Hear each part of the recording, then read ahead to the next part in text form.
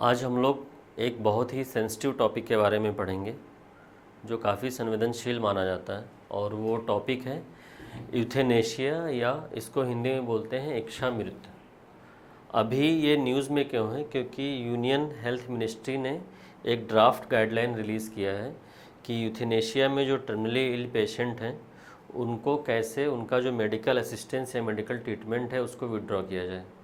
अब इस गाइडलाइन को, अभी ये ड्राफ्ट गाइडलाइन है, प्रिपेयर नहीं हुआ है, इस गाइडलाइन को लेके डॉक्टर फर्निटी में काफ़ी स्ट्रेस है।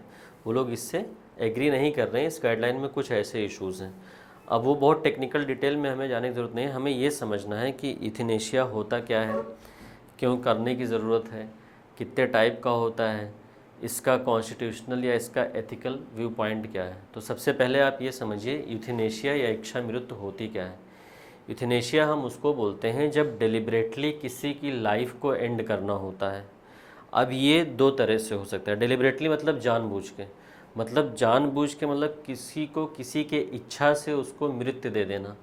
वो जानता है कि आप उसको मृत्यु दे रहे हैं, या आप ही जानबूझ के ही उसको मार दें। इसको यूथेनेशिया इच्छा मृत्यु बोला जाता है। तो euthanasia is a practice of an individual deliberately ending their life. जानबूझ के अपनी लाइफ को ख़त्म करना। अब ये जानबूझ के आदमी अपनी लाइफ क्यों ख़त्म करता है? जिससे कि उसको किसी इनक्योरेबल कंडीशन, मतलब ऐसी कोई बीमारी हो जाए जिसका कोई क्योर नहीं है, या वो ठीक नहीं हो पा रहा है, या इनटॉलरेबल पेन है, या असहनीय पीड़ा है।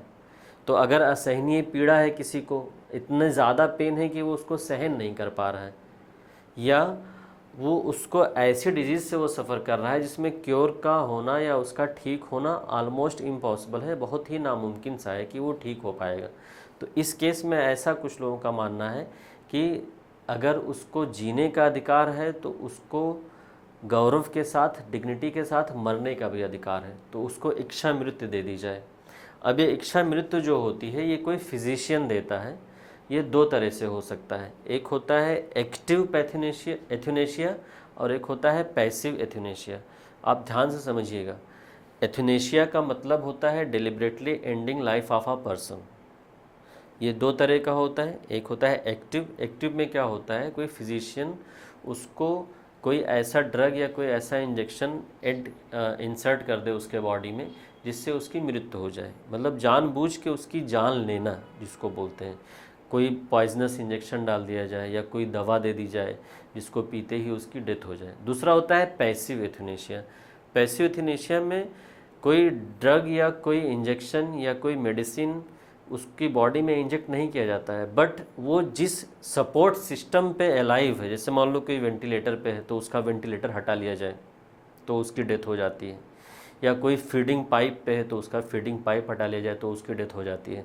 मतलब जिस लाइफ सपोर्ट सिस्टम पे वो डिपेंड होकर अपनी ज़िंदगी जी रहा है, उस लाइफ सपोर्ट सिस्टम को हटाना, ये इसको पैसिव एथुनेशिया बोलते हैं।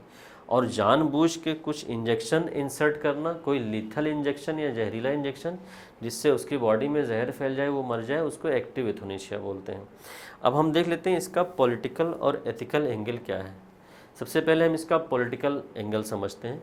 2011 में सुप्रीम कोर्ट के पास एक केस आया था। सुप्रीम कोर्ट ने एथुनेशिया की लीगलिटी पहली बार उसी में कंसिडर की थी। वो केस था अरुणा शानबाग और यूनियन ऑफ इंडिया का केस। देखिए, अरुणा शानबाग के बारे में मैं आपको बता देता हूँ। मुंबई का KEM हॉस्पिटल है, वहाँ पे एक वार्ड अटेंडेंट ने 1973 में इनको अससाल्ट किया था, सेक्सुअली अससाल्ट किया था, जिससे उनके ब्रेन में इंजरी हो गई थी।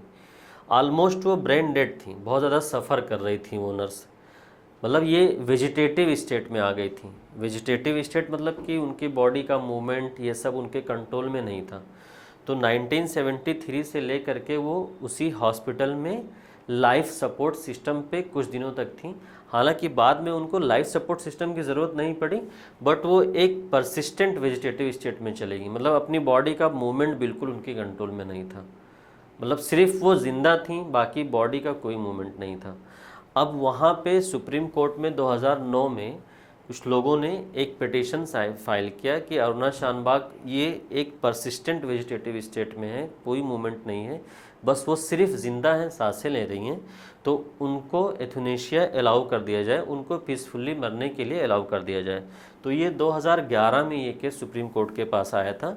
उसी केस में सुप्रीम कोर्ट ने सबसे पहली बार लीगलिटी को चेक किया। हालांकि उस केस में जो 2011 में सुप्रीम कोर्ट में केस हुआ था, उस केस में एथुनेशिया में सुप्रीम कोर्ट ने मना कर दिया। इसलिए मना किया क्योंकि अरुणा शानबाग जो थी वो किसी लाइफ सपोर्ट सिस्टम पे नहीं थी कि लाइफ सपोर्ट सिस्टम पे हैं तो लाइफ सपोर्ट सिस्टम हटा लो, उनकी डेथ हो जाए।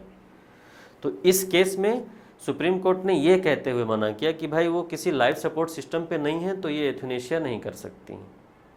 हाँ, सुप्रीम कोर्ट ने ये बोला कि अगर कोई लाइफ सपोर्ट सिस्टम पे है तो हम पैसिव एथुनेशिया इंडिया में अब लीगल करते हैं। तो कोर्ट ने सबसे पहली बार पैसिव एथुनेशिया की लीगलिटी को इसी अरुणा शानबाग केस में गाइड किया था। ये आपको ध्यान रखना पड़ेगा। कोर्ट ने सबसे पहले अरुणा शानबाग केस में ही पैसिव एथुनेशिया की लीगलिटी को रिकॉग्नाइज़ किया था। ये आपको ध्यान रखना पड़ेगा, ये एग्ज़ाम में पूछा जाता है। पैसिव एथुनेशिया का मतलब वही है कि कोई टर्मिनली इल पेशेंट है, वो अगर पीसफुल जीने का उसको अधिकार है तो पीसफुल्ली उसको मरने का भी अधिकार है। तो सुप्रीम कोर्ट ने बोला कि एथुनेशिया, ये पैसिव एथुनेशिया की बात हो रही है, एक्टिव नहीं। एक्टिव इंडिया में अभी भी अलाउड नहीं है। पैसिव एथुनेशिया को सुप्रीम कोर्ट ने बोला it is a fundamental right for the terminally ill patient. Terminally ill patient मतलब जिनके रिकवर होने का चांस एकदम ना के बराबर है। बोला जब उनके पास right to live life with dignity है तो right to die with dignity it is also a part of article 21। ये बहुत बड़ा जजमेंट था सुप्रीम कोर्ट का कि अगर कोई person live life with dignity enjoy कर रहा है आर्टिकल 21 में, तो सेम पर्सन के पास right to die with dignity भी है। तो पैसिव एथुनेशिया को सुप्रीम कोर्ट ने लीगली रिकॉग्नाइज किया और इसको आर्टिकल 21 में एक फंडामेंटल राइट माना कि right to die with dignity is a part of right to life under article 21। ये आपको याद रखना है। एथिकल पर्सपेक्टिव से क्या है वो मैं आप लोगों के ऊपर छोड़ता हूँ। आप लोगों को क्या लगता है कि सिर्फ पैसिव एथुनेशिया ही इंडिया में लीगल होना चाहिए या एक्टिव एथुनेशिया को भी लीगल कर देना चाहिए? इसमें आप लोग मुझे बताइएगा कि आपका क्या ओपिनियन है। इस पे मैं एथिक्स का एक अलग से लेक्चर लूँगा कि एथुनेशिया के बारे में क्या क्या एथिकल पॉइंट्स हो सकते हैं। अब हम क्वेश्चन देख लेते हैं कि एथुनेशिया पे किस तरह से क्वेश्चन प्रीलिम्स में आ सकता है। जैसे देखिए, आपसे पूछ सकता है कि एथुनेशिया के बारे में निम्न में से कौन से कथन सत्य हैं, which one of the following statement are true या करेक्ट। तो सबसे पहला स्टेटमेंट मैं आप लोग को पढ़ देता हूँ। Passive euthanasia was first legally recognised by in India by Supreme Court in Aruna Shanbaug case. आपको बताना है स्टेटमेंट का मतलब ये है कि अरुणा शानबाग केस में सुप्रीम कोर्ट ने पहली बार पैसिव एथुनेशिया को लीगली रिकॉग्नाइज किया। क्या यह सही है गलत है, आप बताइएगा।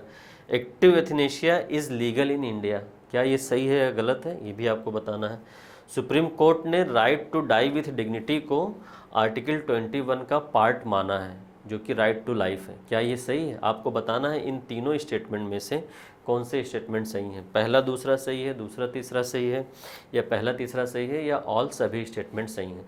आप लोग कमेंट सेक्शन में मुझे कमेंट करके बताइएगा कि इसका आंसर क्या होगा। Thank you.